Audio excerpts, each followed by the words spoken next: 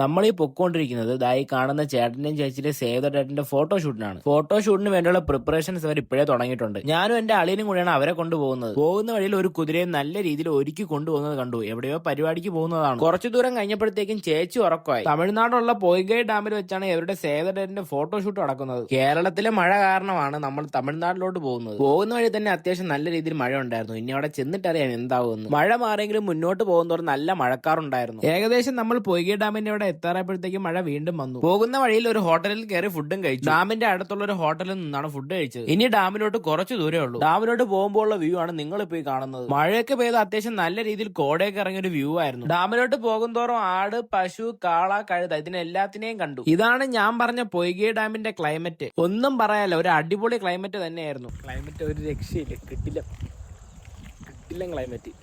മഴയും കൂടെ ആയതുകൊണ്ട് നല്ല കോടയൊക്കെ ഇറങ്ങണ നല്ല കറക്റ്റായിട്ട് കാണാൻ പറ്റും. കാണിച്ചു തരാം.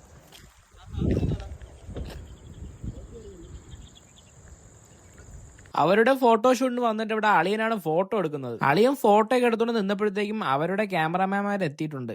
പൊയ്ഗൈ ഡാമാണ്. പൊയ്ഗൈ അങ്ങനെ എന്തോന്ന് പറയണം. പൊയ്ഗൈ ഡാം അങ്ങനെ എന്തോ. അവരുടെ സേവ് ദ ഡേറ്റിന്റെ സമയമായപ്പോഴത്തേക്കും മഴയും വന്നു. ഇതവിടെ അടുത്തുള്ളൊരു വീടാണ്. ചേച്ചിക്ക് ഡ്രസ്സ് മാറാൻ വേണ്ടി ചോദിച്ചപ്പോൾ അവർ സമ്മതിക്കുകയും ചെയ്തു. ഡ്രസ്സൊക്കെ മാറി വന്നപ്പോൾ നല്ല മഴയും അതേപോലെ നല്ല വ്യൂ ഉണ്ടായിരുന്നു. മഴയത്തും ഫോട്ടോഷൂട്ടൂടെ നല്ല രീതിയിൽ തന്നെ നടക്കുന്നുണ്ട്. മഴ നനയാതിരിക്കാൻ വേണ്ടിയാണ് വാങ്ങിയതെങ്കിലും മഴ മൊത്തവും നനഞ്ഞു. ഇതിപ്പോ കേരളത്തിൽ മഴയില്ലാത്തതുകൊണ്ട് തമിഴ്നാട്ടിൽ വന്ന് മഴ നനഞ്ഞ അവസ്ഥയായി. തമിഴ്നാട്ടിൽ മഴയില്ലെന്ന് പറഞ്ഞാണ് ഇങ്ങോട്ട് വന്നത്. ഇവിടെയാണെങ്കിൽ ഒടുക്കത്തെ മഴ. എന്തായാലും ഇതുവരെ വന്നതല്ലേ, നമ്മുടെ സേവ് ദ ഡേറ്റ് കഴിഞ്ഞിട്ടുണ്ട്. ഇനി എന്തായാലും നേരെ വീട്ടിലോട്ടാണ്. അപ്പൊ ഓക്കെ, ബൈ.